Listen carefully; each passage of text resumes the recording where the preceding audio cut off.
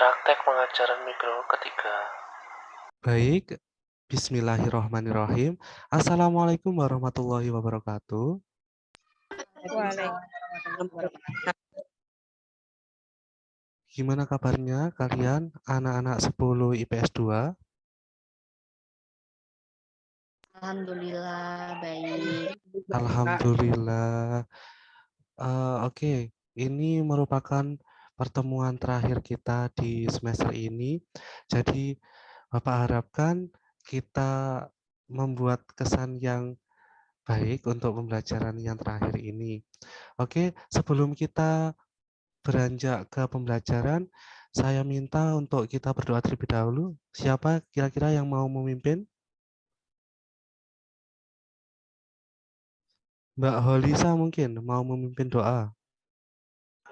Nggih, Bapak. Sebentar ya, Bapak.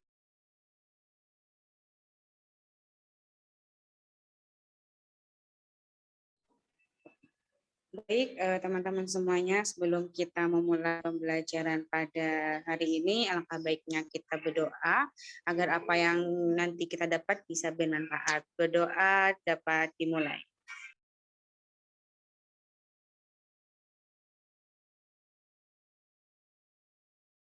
Berdoa dapat diakhiri. Saya kembalikan pada Bapak Septian.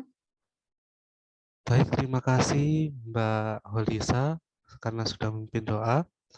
Oke, sebelum kita masuk ke pembelajaran, saya akan mengabsen kalian terlebih dahulu. Yang pertama, Mbak Anissa Istiqlalia, Hadir, Pak. Mbak Holisa Sabilatus Samana, Hadir, Bapak. Mbak Wasilatul Mahfiro, Mbak Wasilatul Mahfiro, Hadir, Bapak. ya, yang terakhir Mbak Tiara Aprilioni. Mbak Tiara, Sepertinya masih di jalan, Bapak. oh masih di jalan, oke.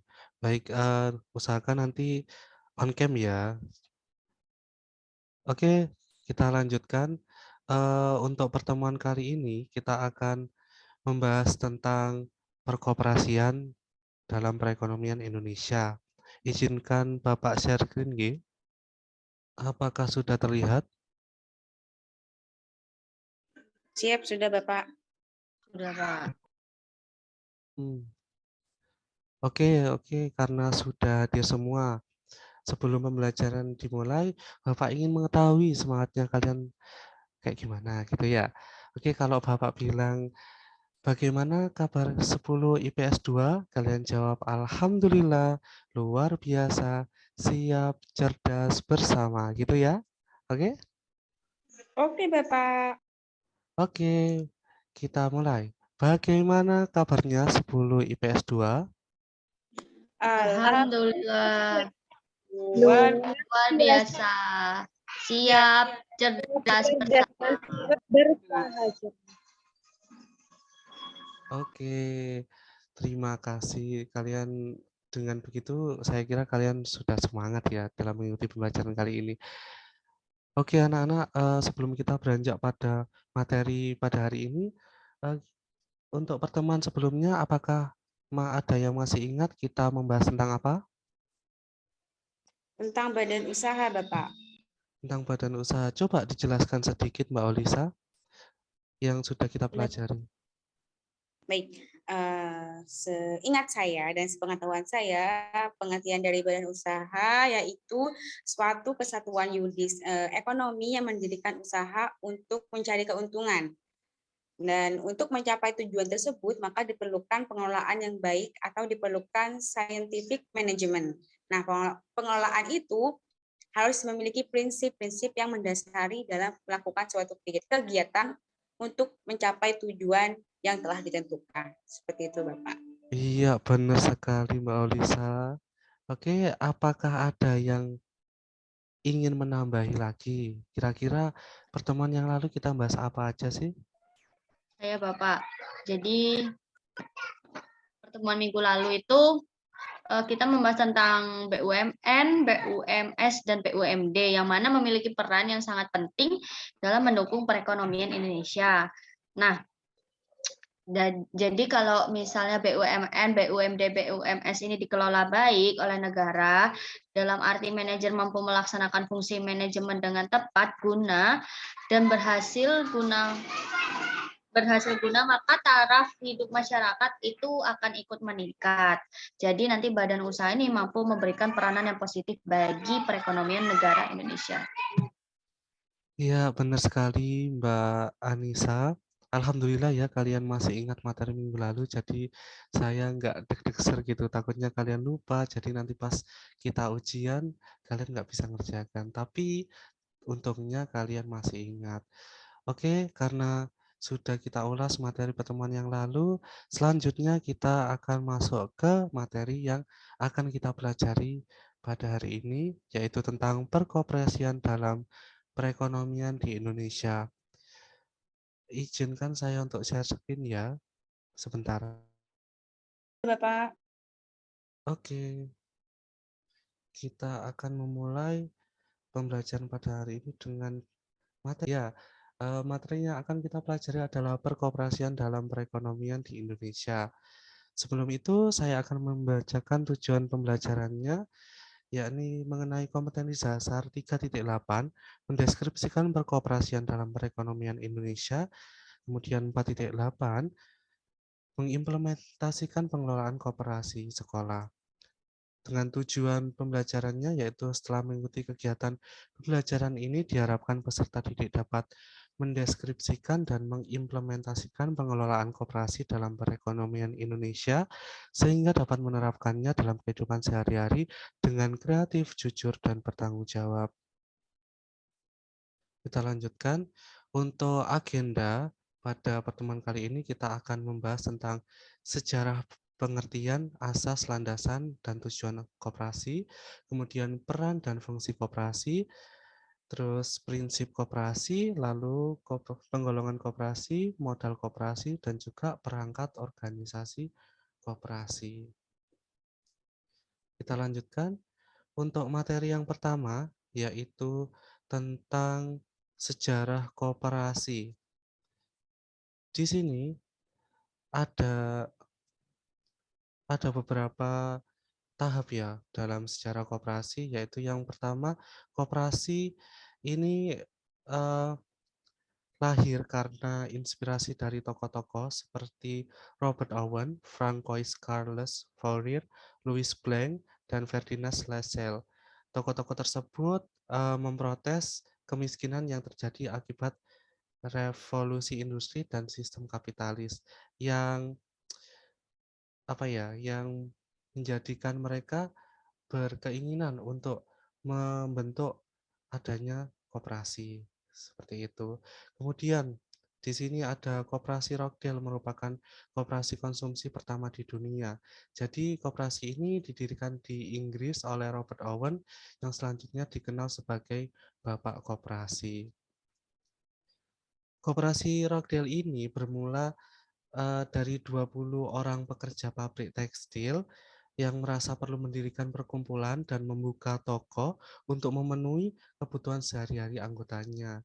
Gerakan koperasi ini berhasil dengan baik karena menggunakan prinsip-prinsip yang memudahkan anggotanya, tetapi tetap tertib dalam menggunakan kemudahan itu. Prinsip-prinsip yang dikenal dalam prinsip Rockdale, dalam koperasi Rockdale ini, yang pertama yaitu keanggotaan bersifat terbuka untuk umum, netral terhadap agama, politik, dan juga ras.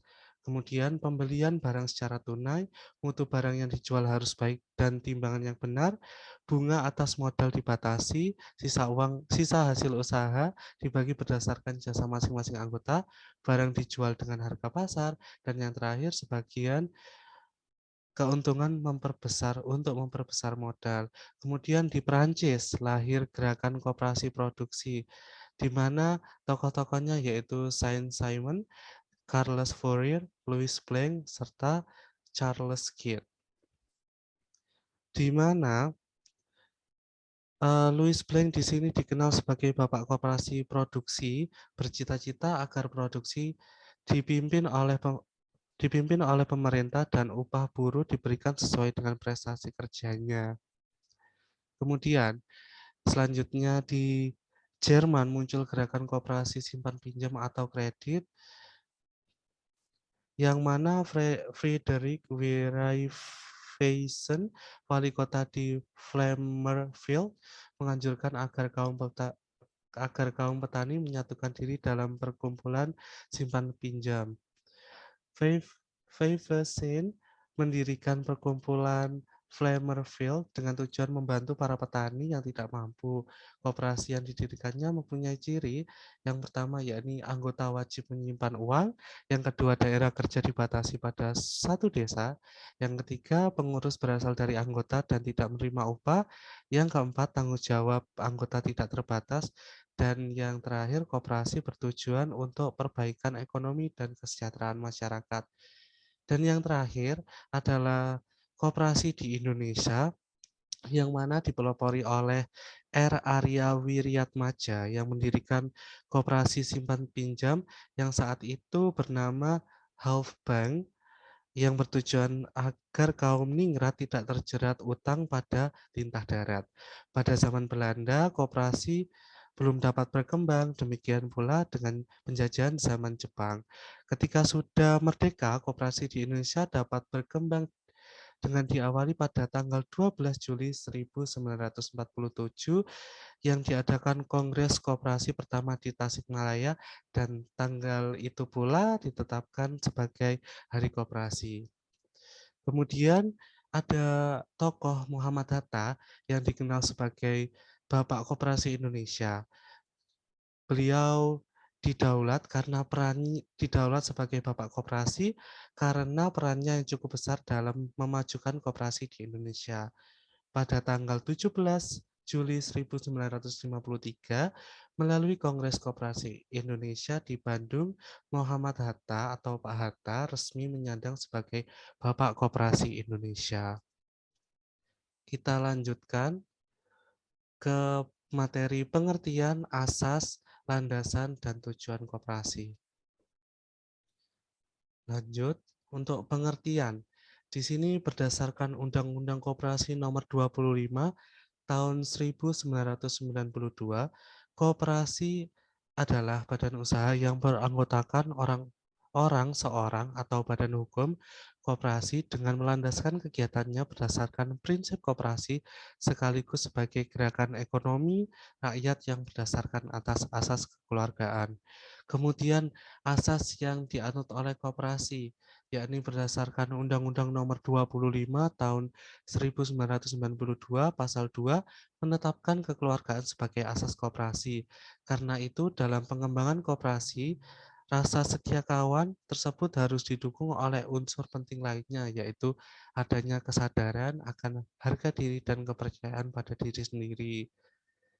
Baik, kita lanjutkan ke landasan ya anak-anak. Di sini untuk landasan koperasi ada beberapa, yaitu landasan ideal, landasan struktural, landasan operasional, dan juga landasan mental. Di mana landasan ideal sendiri adalah Pancasila yang didasarkan atas pertimbangan bahwa Pancasila sebagai pandangan hidup dan juga ideologi bangsa Indonesia. Kemudian landasan struktural di sini yaitu Undang-Undang Dasar 1945 yang berdasarkan Pancasila dan landasan geraknya yaitu pasal 33 ayat 1 yang berbunyi perekonomian disusun sebagai usaha bersama berdasarkan atas asas kekeluargaan. Kemudian untuk landasan operasionalnya yaitu merupakan tata aturan kerja yang harus diikuti dan ditaati oleh anggota pengurus, badan pemeriksa, manajer, dan karyawan koperasi dalam melakukan tugas masing-masing di koperasi. Landasan operasional koperasi di Indonesia sendiri adalah Undang-Undang Nomor 25 Tahun 1992 dan juga anggaran dasar dan anggaran rumah tangga pada koperasi tersebut. Kemudian yang terakhir adalah landasan mental. koperasi di Indonesia adalah kesetia kawanan dan juga kesadaran pribadi, di mana setiap anggota harus punya rasa setia kawan dengan anggota lainnya, juga memiliki kesadaran pribadi untuk memajukan koperasi. Sampai sini cukup jelas ya, soalnya ini untuk dasarnya sendiri ini kita menggunakan undang-undang, yakni Undang-Undang Nomor 25 Tahun 1992. Seperti itu anak-anak, bisa kita lanjutkan? Bisa, Bisa. Bapak. Oke, kita lanjutkan ke materi berikutnya, yaitu tentang tujuan koperasi. Sama seperti tadi, dalam Undang-Undang Koperasi Nomor 25 Tahun 1992 Pasal 3 disebutkan bahwasannya koperasi bertujuan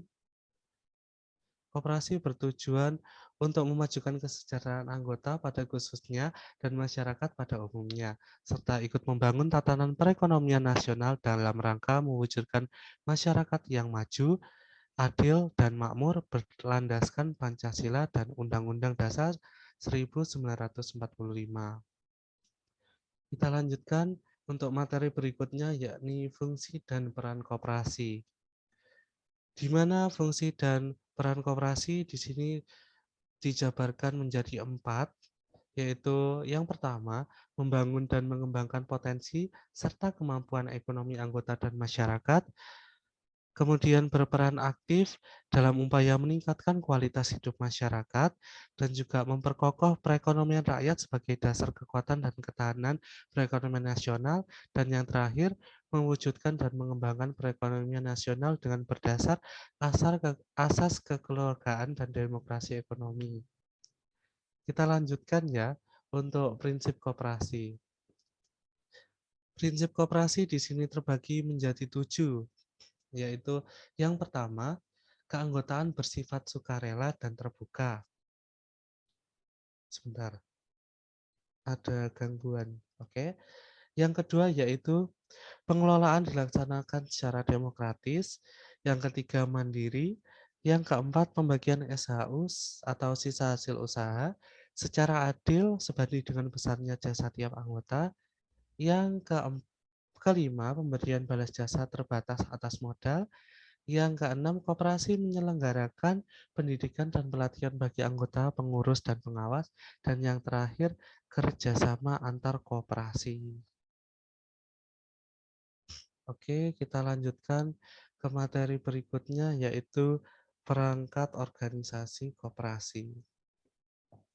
Di mana berdasarkan Undang-Undang Nomor 25 Tahun 1992, Pasal 21, sebuah koperasi harus dilengkapi dengan perangkat organisasi, yaitu yang pertama, ada rapat anggota, yang merupakan kekuasaan tertinggi dalam menentukan kebijakan koperasi.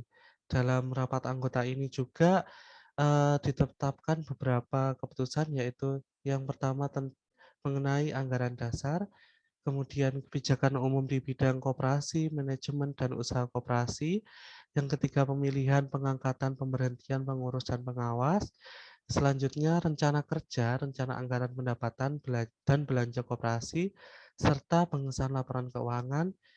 Kemudian pengesahan pertanggungjawaban pengurus dalam pelaksanaan tugasnya, lalu pembagian sisa hasil usaha, dan yang terakhir penggabungan, peleburan, pembagian, dan pembubaran koperasi. Rapat anggota ini dilaksanakan minimal sekali dalam setahun.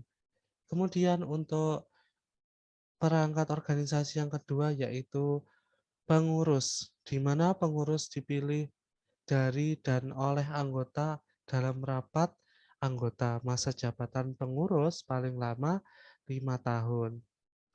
Di mana pengurus ini memiliki tugas dan juga wewenang. Di antaranya yaitu mengelola koperasi dan usahanya, mengajukan rencana-rencana kerja, serta rancangan rencana anggaran, pendapatan, dan belanja koperasi. Kemudian menyelenggarakan rapat anggota, mewakili koperasi di dalam dan luar pengadilan, memutuskan penerimaan dan penolakan anggota baru, serta pemberhentian anggota sesuai dengan ketentuan dalam anggaran dasar. Kemudian kita lanjut ke perangkat organisasi koperasi yang ketiga, yaitu pengawas, di mana pengawas dipilih dari dan oleh anggota koperasi dalam rapat anggota dan bertanggung jawab kepada rapat anggota. Persyaratan yang dapat dipilih sebagai pengawas ditetapkan dalam anggaran dasar, yang mana tugas dan juga wewenangnya adalah melakukan pengawasan terhadap pelaksanaan kebijaksanaan dan pengelolaan koperasi, membuat laporan tertulis tentang hasil pengawasan, meneliti catatan yang ada pada koperasi, mendapatkan segala keterangan yang diperlukan. Oke, kita lanjut ke materi berikutnya, yaitu tentang penggolongan koperasi, di mana koperasi di sini digolongkan berdasarkan keanggotaannya, juga berdasarkan jenis usahanya. Yang pertama dulu berdasarkan keanggotaan. Dilihat dari keanggotaannya, koperasi di sini terbagi menjadi dua, yaitu koperasi primer dan juga koperasi sekunder. Koperasi primer adalah koperasi yang beranggotakan orang per seorang dengan jumlah minimal 20 orang. Lingkup kerjanya satu kantor atau usaha, satu kelurahan atau desa, satu kecamatan. Contohnya yaitu koperasi pegawai dan juga koperasi unit desa. Kemudian untuk yang selanjutnya koperasi sekunder. Koperasi sekunder ini adalah koperasi yang beranggotakan beberapa koperasi yang berbadan hukum. Ingat ya, koperasi yang berbadan hukum. Koperasi sekunder ini terbagi lagi menjadi beberapa koperasi sebagai berikut, yaitu koperasi pusat. Koperasi pusat, yang mana koperasi pusat adalah koperasi yang anggotanya minimal 5 koperasi primer. Wilayah kerjanya satu kota atau kabupaten. Kemudian ada koperasi gabungan juga. Koperasi gabungan adalah koperasi yang anggotanya minimal 3 koperasi pusat. Wilayah kerjanya satu provinsi. Kemudian ada koperasi induk, di mana koperasi yang anggotanya minimal 3 koperasi gabungan. Wilayah kerjanya skala nasional. Jadi koperasi sekunder ini bisa dibagi lagi menjadi beberapa koperasi yang sudah saya sebutkan tadi. Kemudian kita beranjak ke koperasi, penggolongan koperasi berdasarkan jenis usahanya, terbagi menjadi 3, yaitu koperasi produksi, konsumsi, dan juga simpan pinjam. Maaf, ini PPT Bapak ini kurang satu, ternyata ada koperasi serba usaha. Oke, kita lanjutkan. Untuk koperasi produksi, ini adalah koperasi yang melakukan kegiatan usahanya membantu proses produksi yang dilakukan oleh anggotanya. Kegiatan yang dilakukan diantaranya menyediakan bahan baku, menyediakan alat produksi, memasarkan hasil produksi. Contohnya yaitu koperasi pengrajin anyaman. Kemudian yang kedua yaitu koperasi konsumsi, di mana kegiatannya menyediakan atau menjual kebutuhan sehari-hari anggotanya. Kemudian koperasi simpan pinjam, yang mana usahanya menyediakan layanan simpanan dan pinjaman bagi anggotanya. Dan yang terakhir adalah koperasi serba usaha, yaitu koperasi yang melakukan kegiatan lebih dari satu jenis, misalnya selain sebagai koperasi simpan pinjam, juga menjual kebutuhan sehari-hari anggotanya. Itu jadi kayak selain kita apa ya, membuka layanan simpan pinjam, juga membuka unit-unit usaha lainnya seperti itu. Gimana, jelas ya anak-anak ya untuk penggolongan koperasi ini? Iya Jelas, Bapak, jelas. Bapak. Alhamdulillah, pada pinter-pinter semua ini. Oke, kita lanjutkan ke materi berikutnya, yaitu tentang modal koperasi. Di mana menurut Undang-Undang Nomor 25 Tahun 1992 Pasal 41, modal koperasi terbagi menjadi dua, yaitu modal sendiri dan juga modal pinjaman, di mana modal sendiri diperoleh dari simpanan pokok, simpanan wajib, dana cadangan, dan juga hibah. Ada yang tahu nggak di sini simpanan pokok itu simpanan kayak apa? Coba dijelaskan salah satu dari kalian. Setaunya aja. Saya izin menjawab, Bapak. Iya, dipersilakan. Setahu saya untuk simpanan pokok itu yang harus yang dibayarkan anggota koperasi saat pertama kali menjadi anggota, Pak. Oke, jawabannya dapat diterima ya, Mbak Olisa. Oke, yang kedua yaitu simpanan wajib. Ada yang tahu nggak simpanan wajib ini simpanan yang gimana? Mbak Olisa, simpanan wajib itu simpanan yang kayak gimana? Nah, jadi simpanan wajib itu merupakan simpanan yang dibayarkan, yang wajib dibayarkan oleh para anggota di setiap bulannya, Pak. Dan besarnya itu nanti sudah disepakati oleh anggota. Oke, sudah disepakati oleh anggota atau berdasarkan kesepakatan yang sudah ditetapkan. Gitu ya. Oke, Mungkin saya lanjut ke dana cadangan. Dana cadangan ini ya anak-anak diperoleh dari penyisihan sisa hasil usaha dengan tujuan untuk menambah modal atau menutup kerugian. Kemudian ada hibah.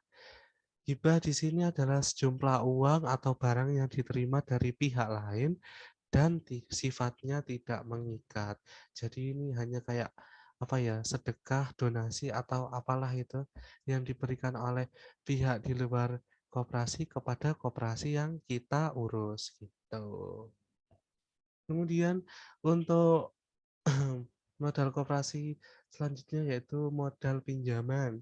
Di mana modal pinjaman ini berasal dari anggota, koperasi lain, bank atau lembaga lain, penerbitan obligasi, atau surat utang lainnya. Seperti itu kira-kira paham ya anak-anak ya? Insyaallah paham, Pak.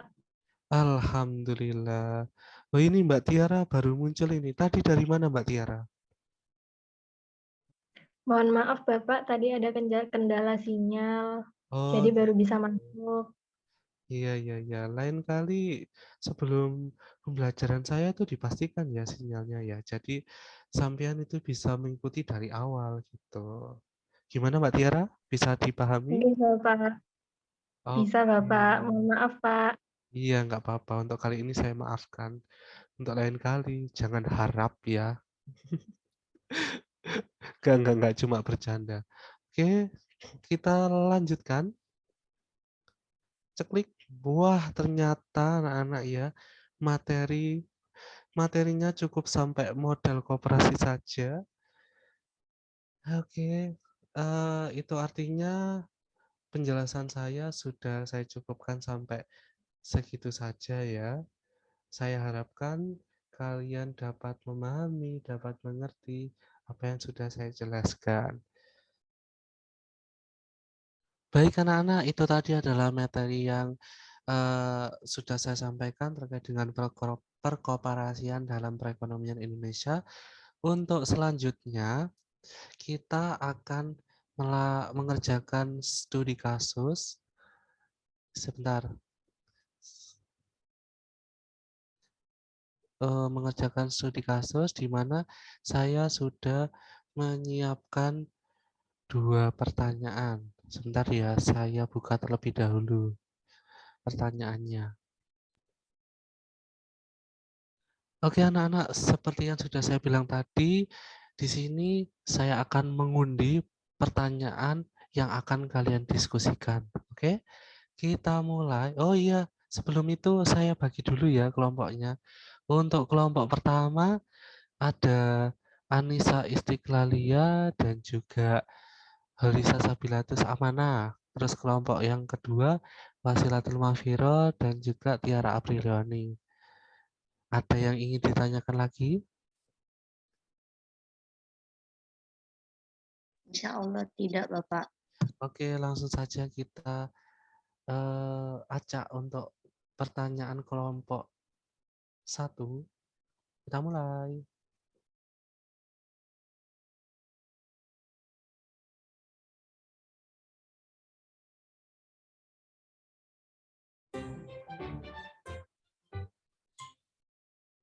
Oke, untuk kelompok pertama dapat pertanyaan yaitu jelaskan dampak berdirinya organisasi koperasi bagi perekonomian Indonesia.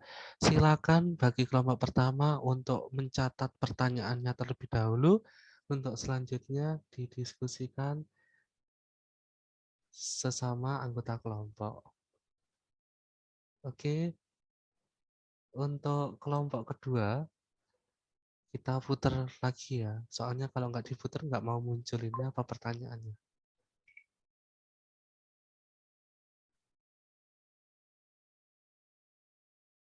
Sebentar, sabar. Iya, untuk pertanyaan kelompok kedua, yaitu sebut dan jelaskan faktor yang menyebabkan koperasi di Indonesia tidak berkembang secara pesat. Itu kelompok 2, apakah sudah mencatat pertanyaannya? Sudah ya? Oke.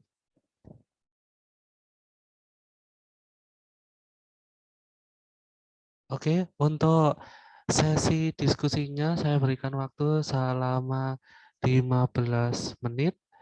Setelah itu kalian saya minta untuk membacakan hasil diskusinya kalian. Oke? Oke, saya persilakan. Baik anak-anak, karena waktu diskusi sudah habis, saya persilakan untuk kelompok pertama menjawab soal yang sudah saya berikan tadi. Monggo kelompok pertama ada Mbak Anissa sama Mbak Holisa, dipersilakan. Oke, baik. Terima kasih atas kesempatannya Bapak. Jadi kami dari kelompok 1 ingin mempresentasikan hasil diskusi kami yang beranggotakan saya sendiri Anissa Sukarya dan rekan saya Holisa Sabilatus Amanah. Jadi soalnya itu jelaskan dampak berdirinya organisasi koperasi bagi perekonomian Indonesia. Nah, dampaknya yaitu koperasi mampu mewadahi kegiatan ekonomi kerakyatan yang pada umumnya adalah merupakan golongan rakyat menengah ke bawah atau miskin. Nah, dengan adanya koperasi ini diharapkan mereka dapat mengembangkan kegiatan ekonominya yang akan berdampak pada meningkatnya jumlah pendapatan. Silakan Mbak Aca, mungkin ingin menambahi? Baik, terima kasih. Melanjutkan dari pernyataan dari rekan saya, Ica, maka dengan adanya pembinaan dan pelatihan yang serius dan profesional serta berkelanjutannya kepada rakyat kecil nantinya mampu untuk meningkatkan kualitas sumber daya manusia serta mampu untuk meningkatkan pendapatan. Nah, bukan tidak mungkin koperasi ini secara perlahan akan memberikan manfaat dalam menurunkan permasalahan ekonomi yang paling mendasari, yaitu kemiskinan. Seperti itu, Bapak, jawaban dari kami. Oke, baik. Bagus sekali jawabannya. Cukup lengkap juga, cukup memuaskan saya gitu ya. Oke, kita lanjut ke kelompok yang kedua ini. Silakan untuk memaparkan jawaban hasil diskusi kalian. Monggo. Baik Bapak, terima kasih atas kesempatannya. Assalamualaikum warahmatullahi wabarakatuh. Nah, di sini kami dari kelompok 2 akan memaparkan hasil diskusi yang sudah kami lakukan, yakni terkait dengan soal nomor 2. Sebutkan dan jelaskan faktor-faktor yang menyebabkan koperasi di Indonesia tidak berkembang secara pesat. Yang pertama itu terkait dengan faktor-faktornya. Faktor yang pertama, koperasi ini jarang sekali peminatnya. Nah, koperasi ini jarang peminatnya karena pada umumnya terdapat pandangan yang berkembang dalam masyarakat bahwa koperasi itu adalah usaha bersama yang sering diidentikan itu dengan masyarakat golongan menengah ke bawah. Nah, dari sinilah perlu adanya sosialisasi nantinya kepada masyarakat tentang perkoperasian tersebut. Dengan adanya sosialisasi ini diharapkan pengetahuan masyarakat tentang koperasi itu akan meningkat atau bertambah seperti itu, Bapak. Nah, masyarakat juga nantinya akan mengetahui bahwa sebenarnya koperasi itu merupakan ekonomi rakyat yang tujuannya itu sebenarnya untuk menyejahterakan anggotanya. Sehingga dengan adanya sosialisasi ini, mereka itu tingkat atau minat mereka untuk bergabung dalam perkoperasian itu semakin bertambah. Seperti itu, Bapak. Kemudian faktor yang kedua ini kualitas sumber daya yang terbatas. Nah, salah satu dari faktor koperasi itu tidak bisa berkembang yang menurut saya yang paling utama ini karena kualitas sumber dayanya itu sangat terbatas. Koperasi itu sulit berkembang disebabkan oleh banyak faktor. Bisa disebabkan yang tadi sumber daya manusia ini kurang. Nah, namun sumber daya manusia yang dimaksud ini adalah pengurus koperasi tersebut. Seperti contohnya yang sering kita jumpai di masyarakat gitu ya. Pengurus koperasi itu biasanya merupakan tokoh masyarakat sehingga dapat dikatakan mereka itu rangkap jabatan seperti itu, Bapak. Jadi kondisi seperti inilah yang menyebabkan ketidakfokusan mereka pengurus koperasi itu terhadap pengelolaan koperasi itu sendiri. Selain rangkap jabatan, biasanya pengurus koperasi itu sudah lanjut usia sehingga kapasitasnya untuk mengurus koperasi tentu juga terbatas seperti itu. Kemudian faktor yang ketiga ini juga banyaknya pesaing dengan usaha yang sejenis, karena kan kita tahu bukan hanya koperasi saja, lembaga keuangan yang ada di Indonesia, ada juga bank-bank umum yang juga nantinya itu memberikan atau mempunyai produk-produk keuangan selain koperasi itu yang mampu memberikan daya pikat tersendiri seperti itu, Bapak. Kemudian yang selanjutnya ini ada keterbatasan modal. Pemerintah itu perlu memberikan perhatian kepada koperasi yang memang kesulitan dalam masalah permodalan. Nah, dengan pemberian modal koperasi itu nantinya dapat memperluas usahanya sehingga dapat bertahan dan bisa berkembang. Nah, selain pemerintah, masyarakat itu merupakan pihak yang tak kalah pentingnya, di mana mereka yang memiliki dana lebih dapat menyimpan uang mereka itu di koperasi yang nantinya dapat juga digunakan untuk modal koperasi tersebut. Seperti itu, Bapak. Kemudian untuk yang selanjutnya ada juga beberapa faktor, itu akan dijelaskan oleh rekan saya, Mbak Tiara, monggo dipersilakan. Izin menambahi jawaban dari rekan saya, yaitu Mbak Wasil. Di sini ada beberapa faktor yang membuat koperasi itu tidak berkembang secara pesat. Itu ada partisipasi dari anggota. Nah, sebagai anggota dari koperasi, seharusnya mereka itu bisa mendukung program-program yang sudah dirancang oleh koperasi itu sendiri. Nah, setiap kegiatan yang akan dilakukan itu harus melalui keputusan dari anggota-anggota yang ada di koperasi tersebut. Dan setiap anggota di sini harus mengambil bagian di dalam kegiatan pengambilan keputusan di organisasi koperasi itu tadi. Lalu ada faktor dari perhatian pemerintah. Nah, pemerintah di sini harus bisa mengawasi jalannya kegiatan dari koperasi sehingga koperasi tersebut, koperasi yang mengalami kesulitan itu bisa terbantu dari adanya perhatian pemerintah. Misalnya, seperti membantu penyaluran dana untuk koperasi. Nah, tetapi pemerintah di sini juga jangan terlalu mencampuri urusan koperasi, utamanya di dalam hal-hal yang bersifat menghambat pertumbuhan koperasi.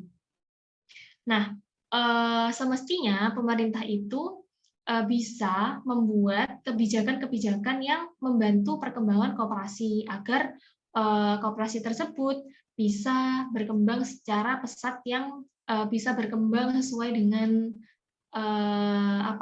sesuai dengan apa yang sudah diputuskan seperti itu. Lalu ada faktor lainnya yaitu manajemen koperasi. Nah, di dalam pelaksanaan koperasi tentu perlu yang namanya manajemen, baik dari bentuk perencanaan, pengorganisasian, pengarahan, dan juga pengawasan. Karena hal ini sangat berfungsi di dalam pengambilan keputusan. Dan tidak lupa juga perlu adanya campur tangan dari partisipasi anggota koperasi tersebut. Cukup sekian jawaban dari kelompok kami, Bapak. Oke, baik sekali jawabannya panjang dan juga lengkap. Nilai 100 untuk kalian. Oke. Oke. Oke anak-anak, karena tadi sudah sesi pemaparan materi sudah, sesi diskusi sudah, sesi kuesioner juga sudah. Kali ini Bapak ingin meminta kalian untuk memberikan kesimpulan pada materi perkoperasian hari ini. Monggo, siapa yang ingin menyimpulkan? Hanya Pak, izin. Iya, Mbak Olisa, dipersilahkan. Baik, kesimpulan yang saya dapat dari materi tentang pengkoperasian ini, yang pertama itu bahwasanya menurut Undang-Undang Nomor 25 Tahun 1992 tentang Perkoperasian Indonesia ini dapat diartikan sebagai badan usaha yang beranggotakan orang-orang atau badan hukum koperasi dengan melandaskan kegiatan berdasarkan prinsip koperasi sekaligus sebagai gerakan ekonomi rakyat yang berdasarkan asas kekeluargaan, di mana landasan koperasi itu berdasarkan nomor Undang-Undang Nomor 25 Tahun 1992. Yang pertama yaitu ada landasan ideal Pancasila. Yang kedua itu ada landasan struktural Undang-Undang Dasar 1945. Lalu ada landasan mental yang merupakan kesetiakawanan dan kesadaran pribadi. Dan yang keempat itu ada landasan operasional tentang ADART operasi. Seperti itu Bapak. Oke, baik. Terima kasih Mbak Olisa atas kesimpulannya. Barangkali ada yang ingin mau menyimpulkan lagi? Saya Bapak mau menambahi. Iya, dipersilahkan. Ya, jadi yang sudah kita pelajari tadi, kita juga belajar terkait dengan prinsip koperasi. Di mana prinsip koperasi ini salah satunya yaitu keanggotaannya itu bersifat sukarela dan terbuka. Kemudian pengelolaannya itu secara demokratis, pembagian SHU-nya itu dilakukan secara adil sebanding dengan besarnya jasa usaha masing-masing anggota. Kemudian pemberian balas jasa terbatas terhadap modal, kemudian juga kemandirian, pendidikan koperasi, dan juga yang terakhir kerjasama.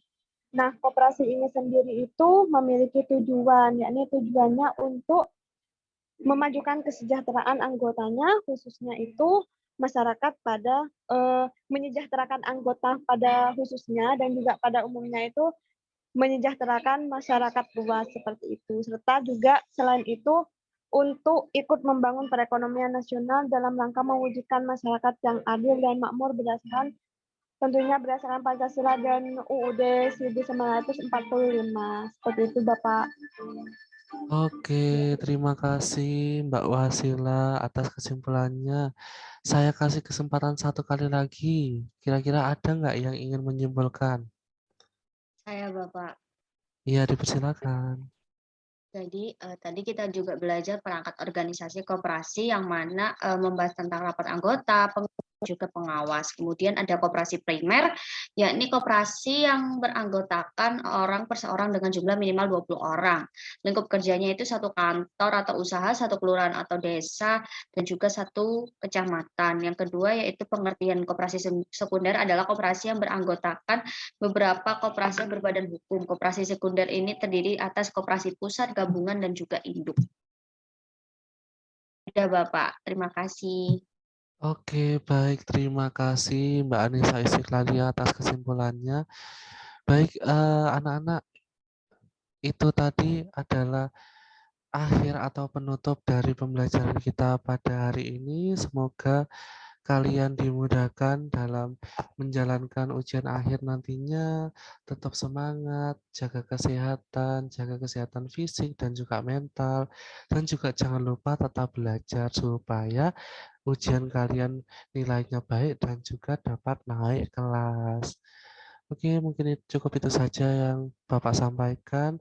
Apabila ada kesalahan, Bapak mohon maaf yang setulus-tulusnya. Bapak akhiri, wabillahi taufik wal hidayah. Wassalamualaikum warahmatullahi wabarakatuh. Waalaikumsalam warahmatullahi wabarakatuh.